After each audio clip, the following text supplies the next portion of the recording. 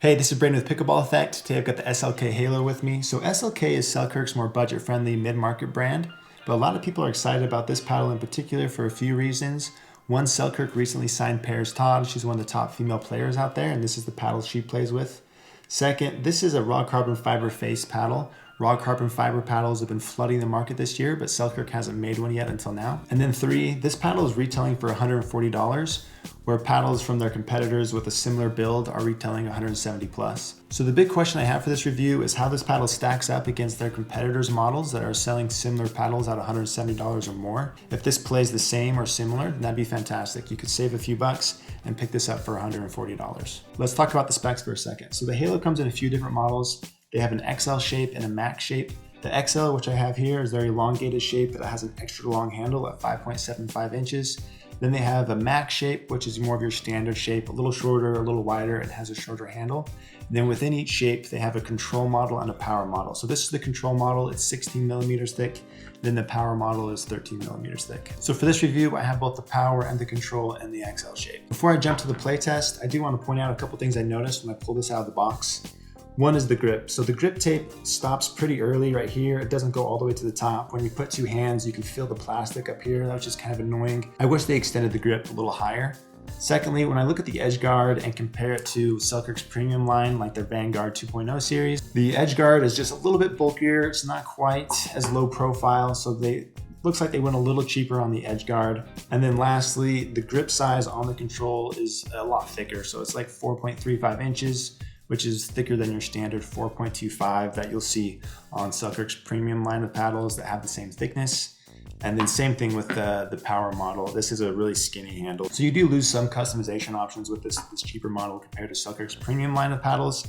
But they had to do some things to bring the cost down. And so those are some of the things that I noticed. But yeah, this is the control and the power and the XL. Let's go put these on the court and see how they play. After drilling and playing with the paddles for the last 2 weeks, here's my review of their performance. I'll start by talking the performance of each version, and then I'll answer the question of how it compares to other raw carbon paddles out there that cost more. So we'll start by talking about the 16mm control version. It definitely falls into the control category and has a soft, pleasant feel to it like many of the other raw 16mm paddles out there. Drops, resets, and dinks felt right and came quickly. This is where the paddle really shined. It has a solid mute-like feel to it that takes pace off the ball well, making it easier to execute softer shots. It has a good sized sweet spot, but it's not quite as forgiving as Selkirk's Vanguard 2.0 Invicta. Then with the handle being so long, the head is a little smaller, which made the sweet spot just a little bit tighter from top to bottom compared to other elongated paddles I've played that have handle lengths closer to about 5 1/4. It had good spin, though not quite as much as other raw carbon paddles out there. I did a spin test with the Halo compared to a Carbon 116mm. These two paddles look very similar when you compare their spec sheets. I was getting around 1400 to 1450 RPMs with the Halo, while I was getting 1600 plus RPMs with the Carbon 1.